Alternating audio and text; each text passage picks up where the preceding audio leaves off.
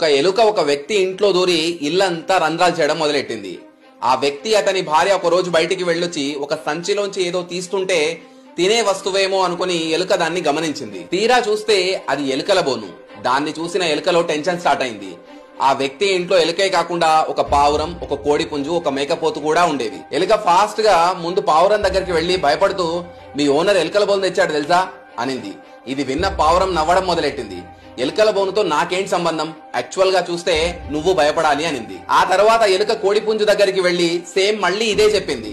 కోడి ఇంకా గట్టిగా నవ్వి, నా కోసం కాదు నీ కోసం తెచ్చాడు అని వెటకారంగా మాట్లాడింది. లాస్ట్ గా ఎలుక మేకపోతు దగ్గరికి వెళ్లి కూడా మళ్ళీ సేమ్ ఇదే చెప్పింది. అక్కడ కూడా సేమ్ రియాక్షన్. ఆ తర్వాతి రోజు ఆ ఎలుకల బోనులో ఒక పాము తోక ఇరుక్కుపోయింది. ఏదో సౌండ్ వచ్చిందని ఆ వ్యక్తి భార్య బోను దగ్గరికి వెళ్లి చూస్తే ఆమెని ఆ పాము కాటేసింది. డాక్టర్ దగ్గరికి వెళ్తే ట్రీట్మెంట్ చేసి పావురం యొక్క సూప్ తాగితే మంచిది అన్నాడు. తక్కని పావురం ప్రాణం పోయింది. ఇలా ఈమెకి జరిగిందని తెలిసి బంధువులు ఇంటికి వచ్చారు.